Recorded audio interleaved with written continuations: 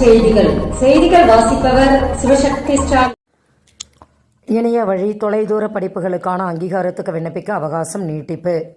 தொலைதூர மற்றும் இணைய வழி படிப்புகளுக்கான அங்கீகாரம் பெற உயர்கல்வி நிறுவனங்கள் விண்ணப்பிக்கும் கால அவகாசம் ஏப்ரல் 15 வரை நீட்டிக்கப்பட்டுள்ளன. மேலும் விவரங்களுக்கு www.ugc.com என்ற இணையதளத்தை பார்க்கலாம். பள்ளி முழாண்டு தேர்வுகள் இன்று தொடக்கம்.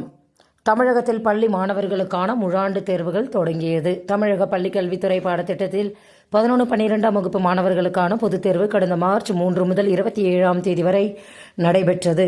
10ஆம் வகுப்பு பொதுத் தேர்வு மார்ச் 28 தொடங்கி நடந்து வருகின்றன. அதன்படி 1 முதல் 5ஆம் வகுப்பு மாணவர்களுக்கான இறுதிப் பருவத் தேர்வு இன்று தொடங்கியது. தலைமை ஆசிரியருக்கான அறிஞர் அண்ணா தலைமைத்துவ விருது தகுதி பட்டியல் அனுப்ப உத்தரவு.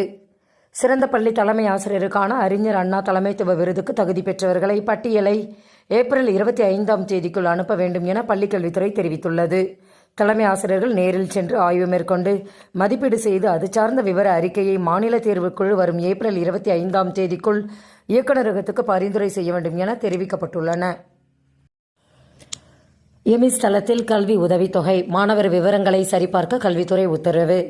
கல்வி உதவித்தொகை பெறும் மாணவர்களின் விவரங்களை எமிஸ் இணையதளத்தில் சரிபார்க்க வேண்டும் என பள்ளிக்கல்வித்துறை உத்தரவிட்டுள்ளது. மாணவர்களின் கற்றல் சுமையை குறைக்க முடிவெடுத்த தமிழக அரசு. 1 முதல் 12ஆம் வகுப்பு வரை தமிழ் பாட புத்தகத்தின் பாடத்திட்டங்கள் குறைகின்றன.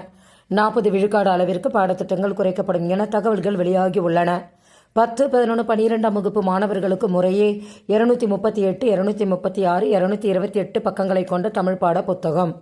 மாணவர்கள் முழு பாடத்திட்டங்களையும் படிப்பதற்கு சிரமப்படுவதால் பாடத்திட்டம் குறைக்கப்படுகிறது.